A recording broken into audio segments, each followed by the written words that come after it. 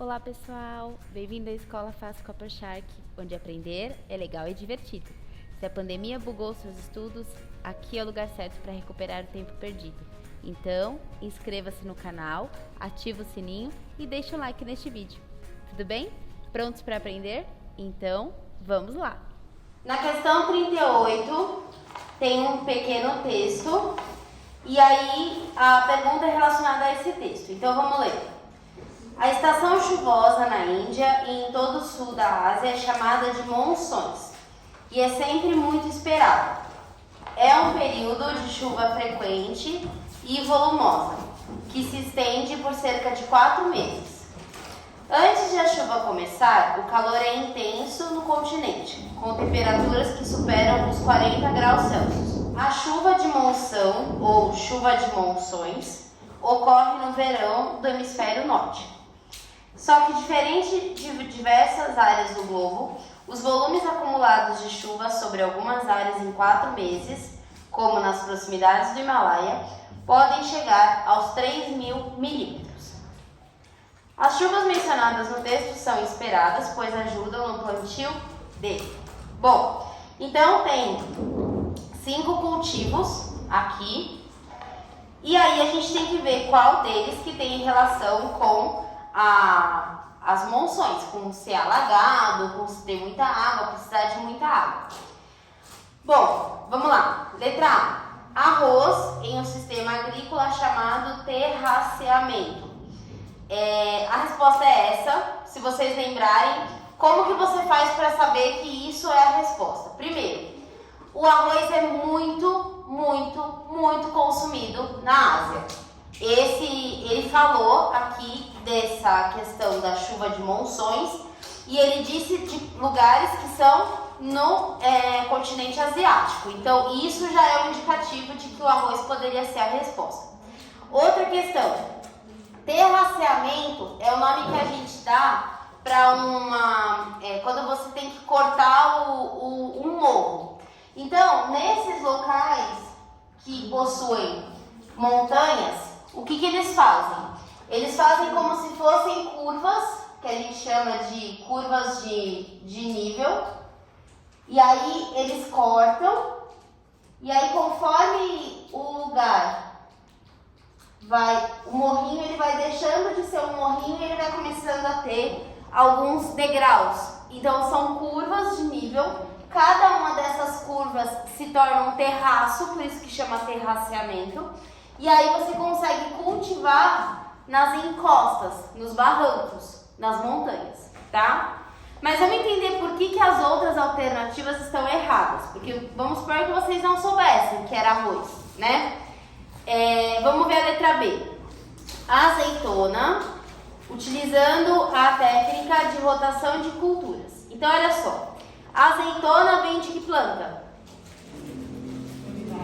Oliveiras. Certo? Vem das olivas. Daí vem azeite de oliva, né? Então, as oliveiras, se alguém for religioso e lembrar, né, de algumas passagens da Bíblia que diz que Jesus caminhou, acho que no deserto, tinha só oliveiras para comer, um negócio assim que falava na Bíblia, não sei muito bem. Mas eu lembro que oliveira é lugar seco. Então, se você souber que as oliveiras, elas são plantadas, cultivadas em locais secos, você já saberia que monções não tem nada a ver com isso.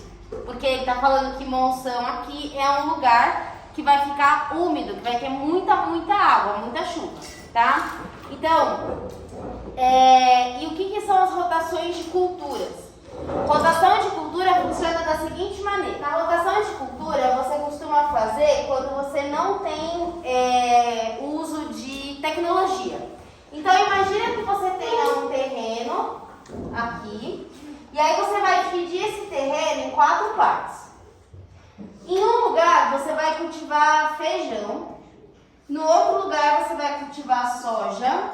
No outro lugar, você vai cultivar milho. E o outro lugar você não vai cultivar nada, vai ficar descansando.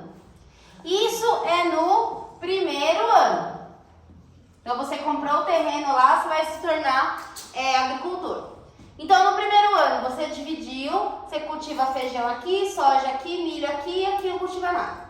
Aí no ano seguinte, o que vai acontecer? O feijão vai vir pra cá, depois aqui vai ficar sem nada, a soja vem pra cá e o milho vem pra cá. E aí esse terreno aqui fica descansando um ano. Aí no ano seguinte gira de novo, então rotaciona. Cada ano uma cultura diferente vai ser cultivada em cada montinho de terra. E isso é uma rotação de culturas. Isso é uma característica da Idade Média, do feudalismo, porque eles não tinham uso de tecnologias para poder, por exemplo, tornar o solo fértil novamente de um ano para outro. Então eles tinham que esperar o solo se recuperar para depois plantar novamente. Então a letra B está errada, primeiro porque a azeitona não é cultivada em local muito úmido e segundo porque não vai usar a rotação de culturas na atualidade. Letra C, feijão em um sistema de pecuária intensiva.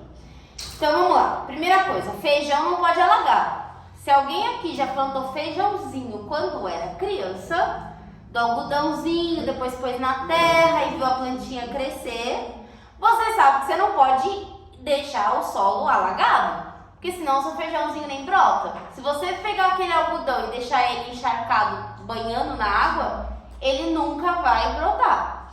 Então, o feijão, ele precisa de água? Precisa. Todos os dias? Precisa. Mas você não pode deixar ele boiar dentro daquela água. O solo não pode estar encharcado, tá? Então, é alagado, melhor dizendo. Então, não é a letra C. Uma coisa que é importante vocês observarem é que ele usou o termo pecuária. Pecuária é é criação de animais.